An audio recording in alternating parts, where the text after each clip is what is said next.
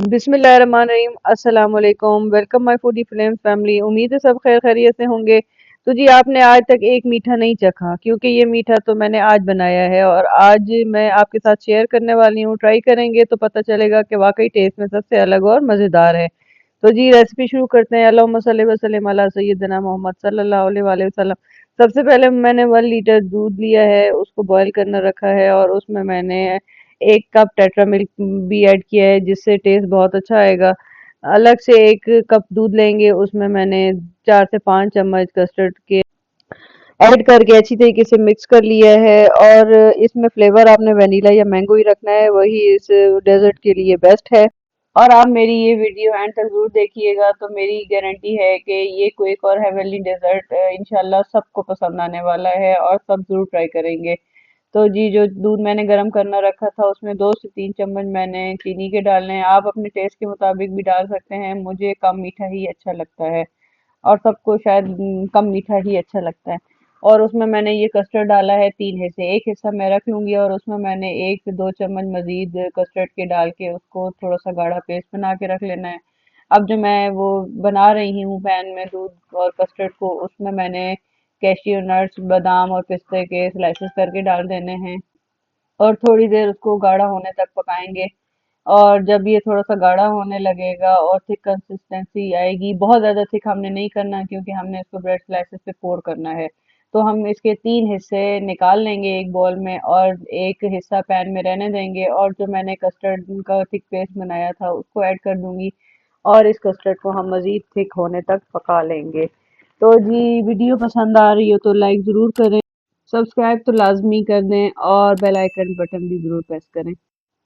और ये हमारे पास मिक्सचर तैयार हो गया है। हमने इस मिक्सचर में बादाम, पिस्ता और कैशियूज को क्रश करके डाल देना है, बहुत ज़्यादा बारीक पाउडर नहीं बनाना। इसको हम ऐड कर लेंगे। अब हमारे पास 2 मिक्सचर तैयार हो गए हैं, एक हमारे पास थोड़ा सा थिक कंसिस्टेंसी में है और थोड़ा और एक थिन कंसिस्टेंसी में है। इन दोनों को रख लेंगे।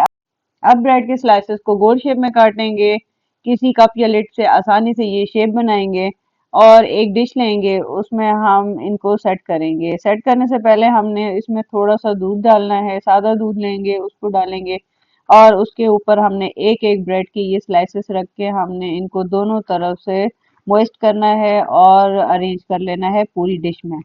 अच्छा, अगर आप इसमें इस दूध, सादा दूध की जगह आप जो हमने कस्टर्ड का थिन पेस्ट बनाया है उसको भी यूज कर सकते हैं। उससे भी आप इन ब्रेड की स्लाइसेस को मॉइस्ट कर सकते हैं या पानी से भी कर सकते हैं।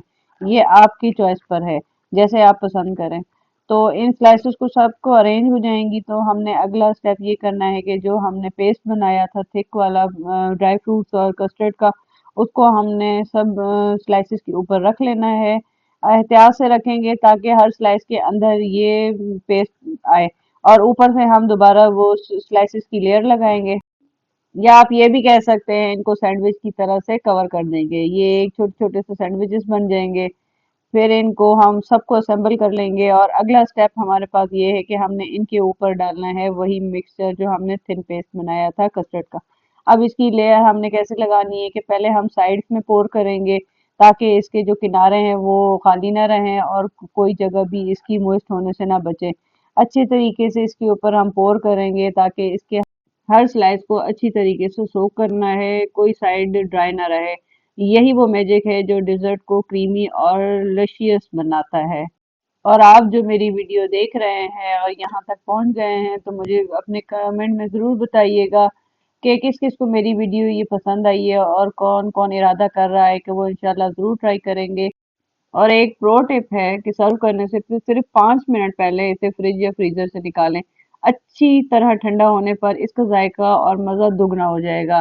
तो जी हमने गार्निश करना है इसको बादाम के स्लाइसेस से, साइड पे रखेंगे और दरमियान में थोड़े से कटे हुए बादाम डालेंगे।